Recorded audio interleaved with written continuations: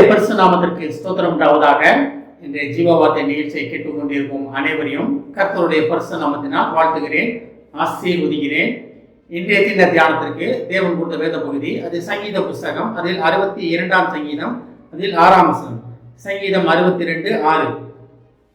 அவரே என் கண்மலையும் என் ரட்சிப்பும் என் உயர்ந்த அடைக்கலமும் ஆனவர், நான் அசைக்கப்படுவதில்லை. இன்றைய தினம் இதை கேட்டுக்கொண்டிருக்கும் தேவஜனமே, தேவன் உங்களை சொல்ல ஆசைப்படுகிற ஒரு காரியம் என்னவென்றால், நீங்கள் அசைக்கப்படுவதில்லை, நீங்கள் அசைக்கப்பட போவதில்லை. அசைக்கப்படுவதுன்னா என்ன? உட்காந்துருக்க ஆட்டுறது அது கிடையாது.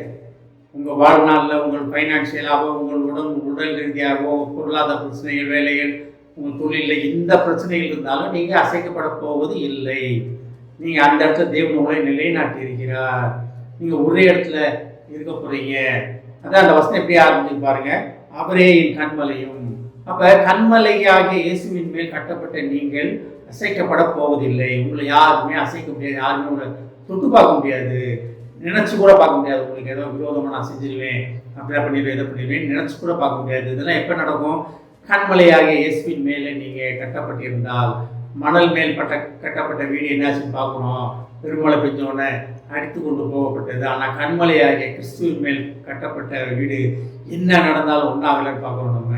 அப்போ கண்மலையாகிய கிறிஸ்து உங்களுக்காக காத்து கொண்டிருக்கிறார். நீங்கள் அவர் மேல் கட்டப்படுவதற்காக, நீங்கள் அசைக்கப்படாமல் இருப்பதற்காக, ஒரே இடத்தில் இருப்பதற்காக, தேவனை பற்றிய அறிவில் நிற்பதற்காக கர்த்தர் உங்களை அழைத்து கொண்டிருக்கிறார். என் கண்மலையும் என் ரட்சிப்பும் என் உயர்ந்த அடைக்கலமுமானவர். யாரு? இயேசு கிறிஸ்துவே.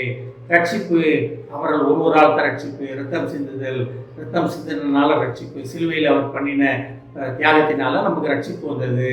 அவரே நமக்கு அடைக்கலமாக இருக்கிறார். கண்மலை மட்டும் கிடையாது, நம்மளை ரட்சித்து நமக்கு அடைக்கலமாக, கோழி தன் செட்டையின் கீழ் வைப்பது போல நம்மளை அடைக்கலமாக நம்மளை பாதுகாத்து கொண்டிருக்கிறார். அப்ப இதெல்லாம் எப்ப நடக்கும்? முதல் சொன்ன அந்த 3 காரியம் பாருங்களேங்க. கண்மலை, ரட்சிப்பு, உயர்ந்த அடைக்கலம். எப்ப நடக்கும்? தேவனாகிய கண்மலையின் மேல் நம்ம கட்டப்படும் பொழுது, கிறிஸ்துவாகிய கண்மலையை நம்ம ஏற்றுக்கொள்ளும் பொழுது, ஆண்டவரே நீ வாழ்வது நான் அல்ல, நீங்க தான் ஆண்டவரே, என்னால் ஒன்றுமே செய்ய முடியல என்ற நிலைமைக்கு நம்ம வரும்போது அவர் என்ன சொல்றாரு பாருங்க, உங்களை யாருமே அசைக்க முடியாது. கர்த்தரை தெய்வமாக கொண்ட ஜனம் பாக்கியம் உள்ளது. ஏன்னா யுத்தம் கர்த்தருடையது. உங்களுக்கு எதிராக யார் வந்தாலும் பரவாயில்ல, மக்கள் வரத்தான் செய்வாங்க. அது சொந்தமாக இருக்கலாம், கூட பிறந்தவங்களா இருக்கலாம், அந்நியர்களாக இருக்கலாம், யார் வந்தாலும் பரவாயில்ல, நீங்கள் அசைக்கப்பட போவதில்லை. உங்களை ஒன்றுமே அசைச்சு பார்க்க முடியாது. அவங்களோட வெற்றி எல்லாமே, அவங்க உங்களை ஏமாத்தினது, கொண்டது, உங்களுக்காக எதிராக பேசுனது எல்லாமே தற்காலிகம் தான். ஆனால் இறுதி வெற்றி, இறுதி யுத்தம் கர்த்தருடையது.